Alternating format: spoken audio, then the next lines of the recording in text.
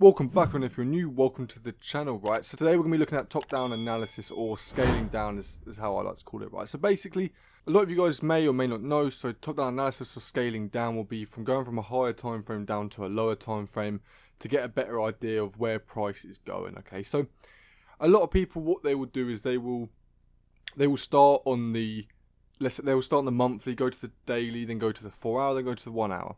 I'm not saying this is incorrect. You need to trade how you like to trade. What I'm saying is, I believe that going from the monthly to find the bias on the 1 hour is almost useless in a way. The monthly is showing the bigger footprints of the institutional traders, the bankers, and not the retail traders. Okay, so the higher time frames like the daily and the monthly are going to be the time frames of the overall direction of that pair. This is what, like I said, this is what the institutional traders and the banks are looking at to find their bias and to know where to trade for the long-term trading, okay? So when a lot of you guys may be swing traders or you may be day traders, okay? But when we're swing trading, we still don't, in my opinion, I believe going from the monthly down to the daily isn't much of a use unless you're holding positions for weeks or months on end, okay? So we're going to start, I'm going to give you two examples, okay? And we're going to go through how I like to scale down, or how I like to do top-down analysis, okay? And how I like to do it is I like to work with 3 to 2 time frames, okay? So we have our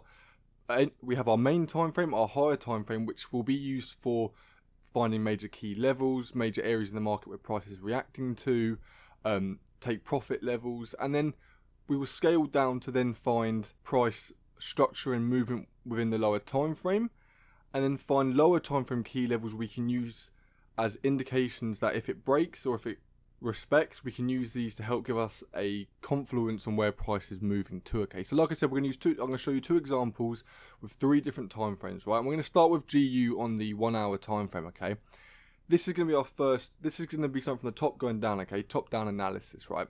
Or how I like to call it, just scaling down, okay? So what I like to do is I like to start with my higher time frames, okay? And why do I look for the higher time frames? Because usually the higher time frames will give you a stronger indication of what is a major key level or not, and where price is moving to and from violently, okay? So here we can clearly see on the 1 hour, and we're on GU, like I said, my favorite pair, guys. What we want to be doing is we want to be marking our key levels, our recent key levels, okay? We don't want to be going back too far in time, okay? So a lot of traders, what they'll do is they'll scale down like this, go on the 1 hour, and they'll mark out levels, okay, this level does actually respond to this level, but they start marking levels here, they start marking levels here, and you know what I mean, you get the picture, right? And you don't want to do this. Price has been and gone, and by the time price usually comes back to these levels, traders have forgotten about them, or they're just not significant levels anymore, okay? So really what you want to do with price action and identifying key levels in the higher time frames, or starting with scaling down, top-down analysis on the higher time frame, is look at recent price action, look at recent structure where price has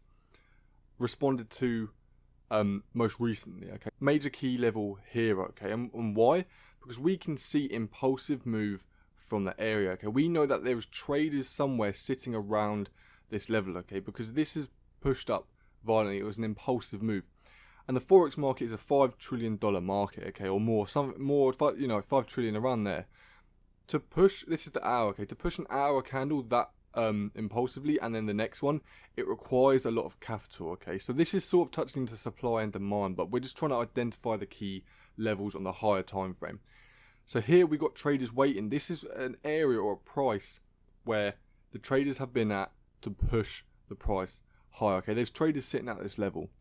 We can then mark our next key level here, because we can clearly see that we've got multiple wick rejections and price is failing to break below, and our third one here. So my tip for the top-down analysis for scaling down, start with the higher time frames and mark no more than 3 major key levels that you can see, okay? If price was to continue showing uptrending structure and have nothing, no wick rejections around here, I wouldn't need this level, and I'll just have this level at the top here. So what we can do is, once we've marked out our key levels, we can then scale down, okay? We're going to go from the hour down to the 30 minutes, okay? This is going to tell us more in depth what price is doing in recent time, okay? We know that on the hour, price was trending up, okay? So on the higher time frames, you want to make sure you're identifying your trend from the higher time frames, okay? And we can clearly see a strong impulsive move on the hour, okay? We're now going down to our 30 minutes, and we're having a look at how price is behaving and how it's reacting to these levels. We can see here that price again is still just ranging, okay? We have prices going sideways, nor buyer or seller is in control. So what we can do is, if we're identifying something like this, we can then scale into our entry time frame, which is going to be a lower time frame to what the higher time frame is. So these are just examples I'm giving you, but the hour to the 30, then to the 15 minutes works very well.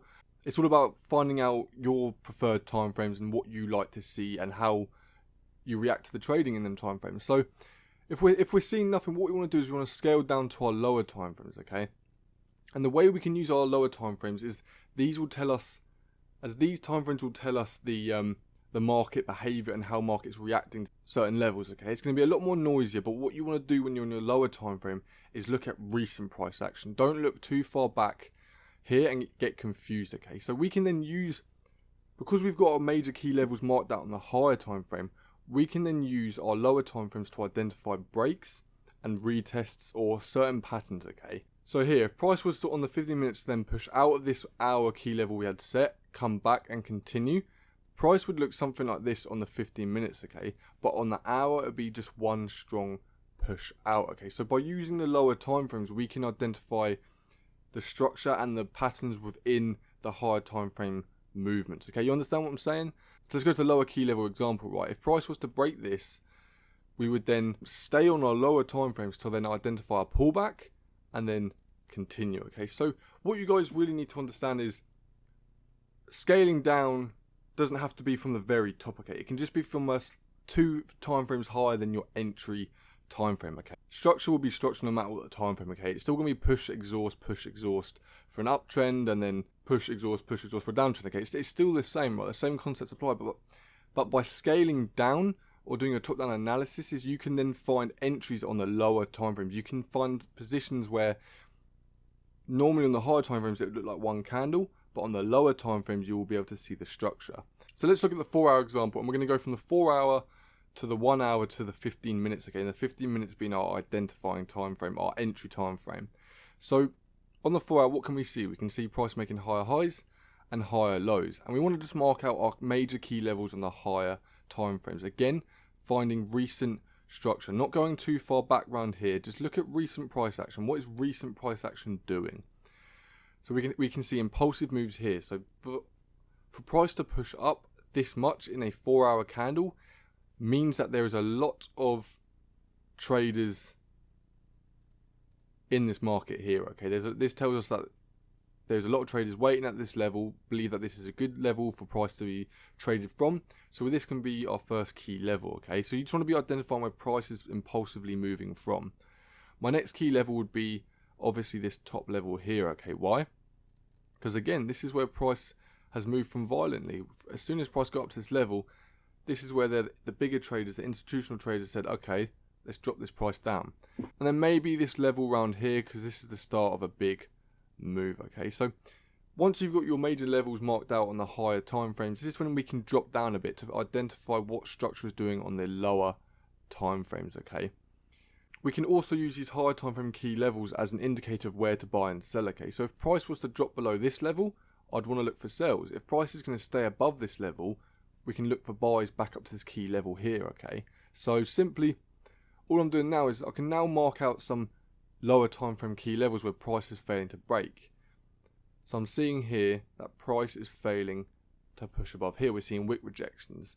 So what we can then do is, once we've identified this, is then scale down again to really identify what price is doing. And we're going to go from the 4-hour to the 1 hour to now the 15 minutes, which would then be my entry time frame, okay? We can see here that price is clearly trending up. On the 4-hour you saw that push, but it was one candle, remember? But now we're looking at the trend within that one candle. So we can see now here that price is failing to break below this level. What we can now do is use our lower time frame key levels to identify entry positions, right? We can know that price is reaching this key level resistance that has previously resisted from, but on the lower time frames we're showing higher highs, higher lows. We've got higher highs here and higher lows here.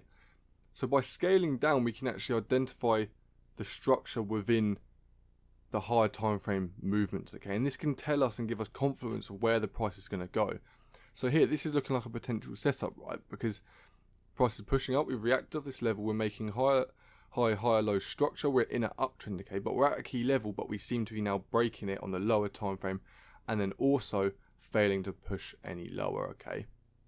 I hope this has made it clear for you guys. Basically, all it is we want to be marking our major key levels on the higher time frames, and then scaling down to find some lower time frame key levels that price may be reacting to, and then scaling down to our entry time frames where we can find structure and market behavior within them time frames, okay? If this wasn't clear, or if you guys have any questions, feel free to comment, DM me over on my Instagram, Forex_Luz. Hope this one helped you out, guys, and I'll see you all in the next one.